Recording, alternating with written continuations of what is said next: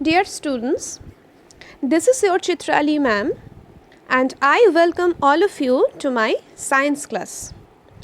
We are starting the first chapter, Life Processes. So what are the life processes?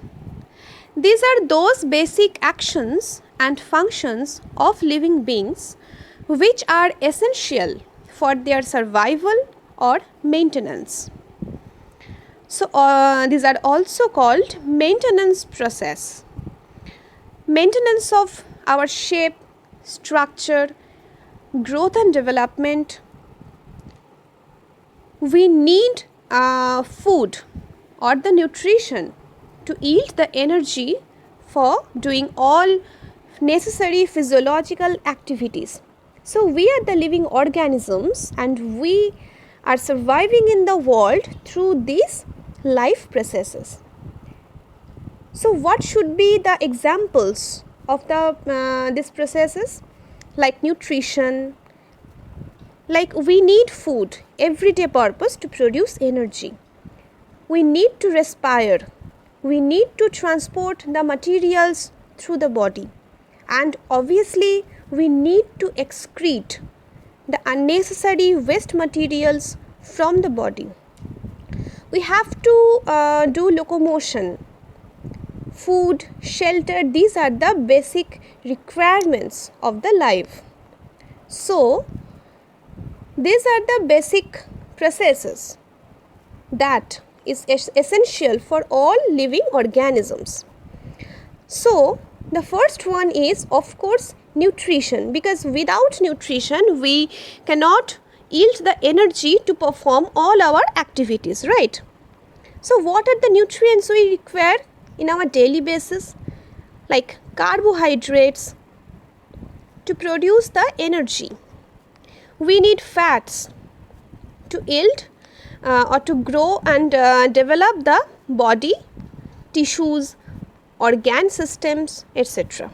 And we require proteins in every aspects, like our nucleic acids or DNA, RNA, to grow the muscles, to grow the cells and every parts of the body. We need water to maintain the stability. Vitamins and minerals are also very important. So what are the modes of nutrition? Basically in the world, there are two types, two modes, autotrophic and heterotrophic. Auto means self and hetero means different. So autotrophic nutrition means the organism who can produce their own food, who are not dependent to others for food. Okay? And they need simple inorganic materials like water, carbon dioxide from the air, and of course in the presence of sunlight they produce their own food. For examples, who are the autotrophs? Obviously green plants.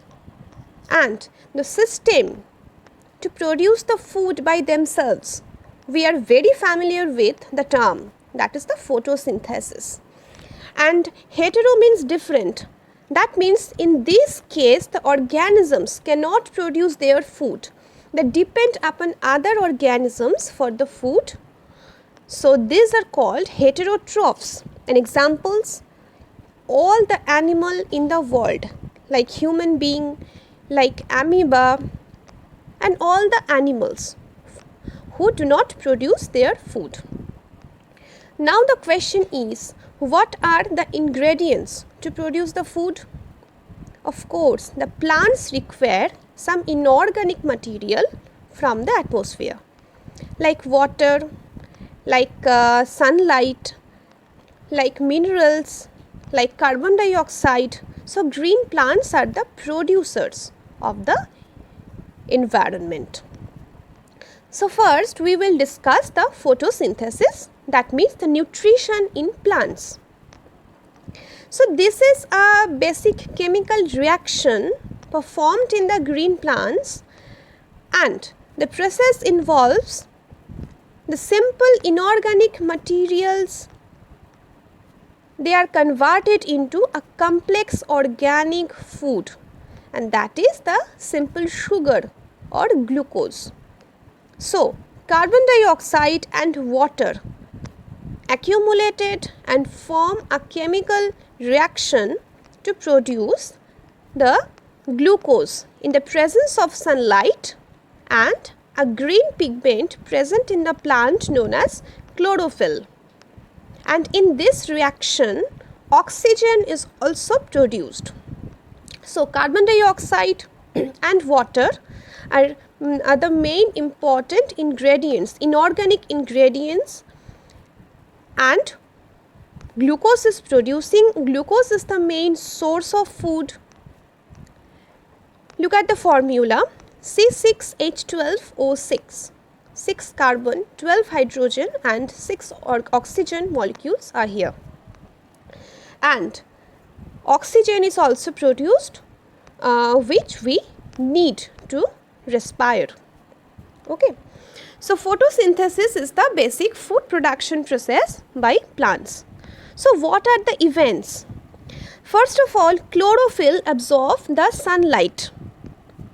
So, absorption of sunlight is the very first step of photosynthesis. Next, that sunlight is converted into chemical energy by splitting of water molecules into hydrogen and oxygen. So, what is the chemical formula of water? That is the H2O. So, if we break or split the H2O, we can find the hydrogen and oxygen as the outcome.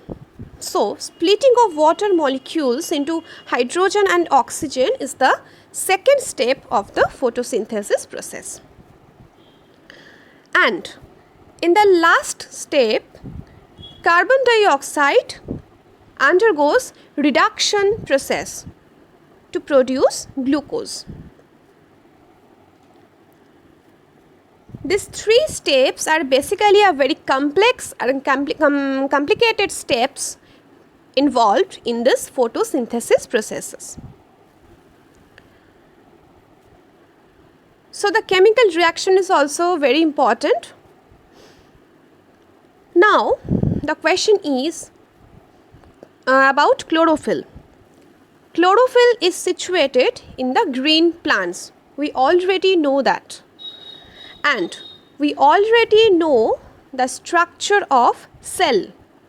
Cell contain a particular organelle that is known as plastid. We also know that there are three kinds of plastids present in the green plants: chloroplast, chromoplast and leucoplast. Chloroplast contain chlorophyll or having the green colored pigment that is responsible for the photosynthesis. So, what are chloroplasts? These are the very small organelles present in the plant cell containing chlorophyll. Actually, chlorophyll absorbs the sunlight, which is the first step of photosynthesis. So, in case of plant, in case of a leaf, we can consider the structure of leaf in this case, the outer cuticle, then you can find the epidermis layer. Then if you study under microscope the cell structures, you can find several green colored organelles present inside the cell, and these are none other than chloroplasts or chloroplastids, and plastids containing chlorophyll, and that chlorophylls are responsible for absorbing the sunlight, and that process actually introduces